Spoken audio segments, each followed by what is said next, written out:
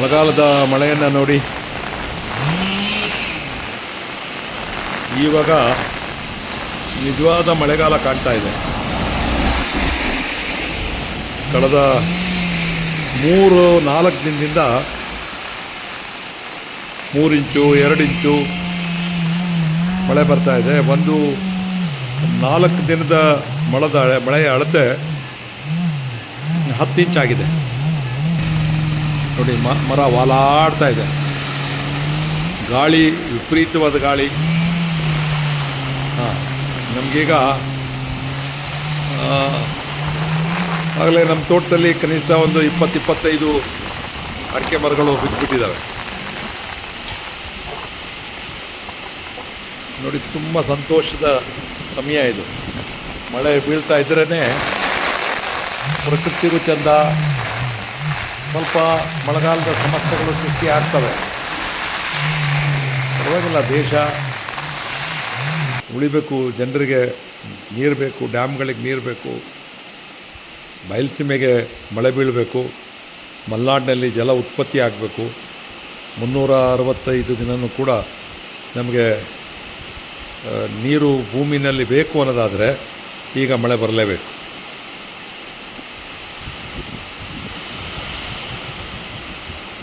ಇದರ ಶಬ್ದ ಕೇಳಿ, ಮಳೆಯ ಶಬ್ದ ಕೇಳ್ರಿ. ತೆಂಗಿನ ಮರ ವಾಲಾಡ್ತಾ ಇರೋದು ನೋಡಿ. ಅದು ಮೇಲೆ ಕೆಳಗೆ ಓಡಾಡುತ್ತೆ.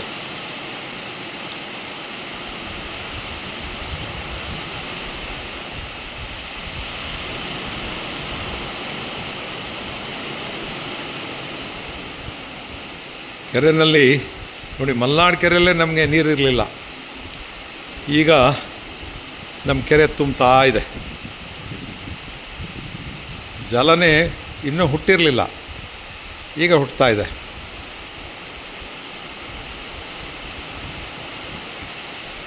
ಮೂರು ದಿನದಿಂದ ನಮ್ಮೂರಿಗೆ ಕರೆಂಟ್ ಇರಲಿಲ್ಲ. ಕಾರಣ ಗಾಳಿಗೆ ಮರಗಳು ಲೈನ್ ಮೇಲೆ ಬಿದ್ದು ಕರೆಂಟ್ ಇರಲಿಲ್ಲ. ಆದರೆ ಅದರೊಳಗಡೆ ನಾವು ಸಂತೋಷ ಪಡ್ತೀವಿ.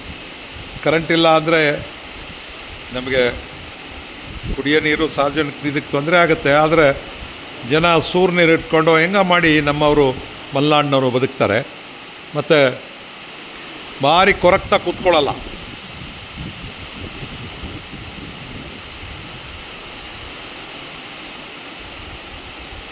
ಇದೆ ಗಾಳಿ, ವಿಪರೀತವಾದ ಗಾಳಿ.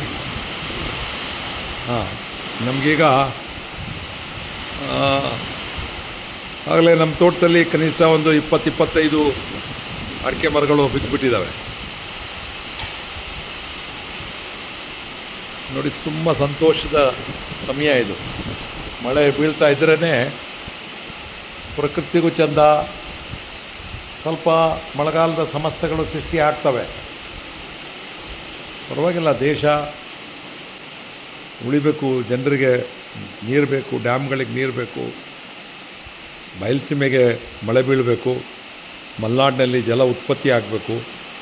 365 ದಿನವೂ ಕೂಡ ನಮಗೆ ನೀರು ಭೂಮಿನಲ್ಲಿ ಬೇಕು ಅನ್ನೋದಾದರೆ ಈಗ ಮಳೆ ಬರಲೇಬೇಕು.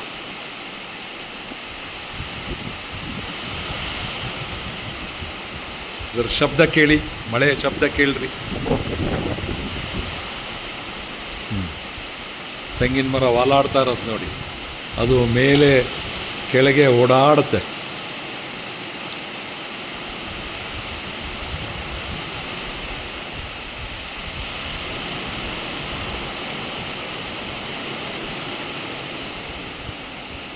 ಕೆರೆಯಲ್ಲಿ ನೋಡಿ, ಮಲೆನಾಡು ಕೆರೆಯಲ್ಲೇ ನಮಗೆ ನೀರಿರಲಿಲ್ಲ. ಈಗ ನಮ್ಮ ಕೆರೆ ತುಂಬ್ತಾ ಇದೆ. ಜಲನೇ ಇನ್ನೂ ಹುಟ್ಟಿರಲಿಲ್ಲ, ಈಗ ಹುಟ್ಟುತ್ತಾ ಇದೆ.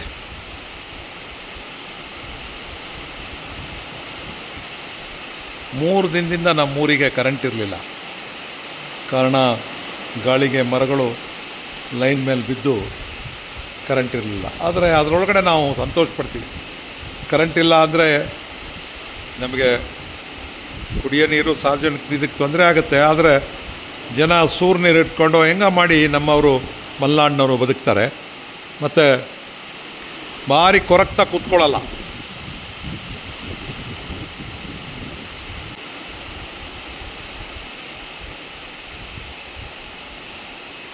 Thank you.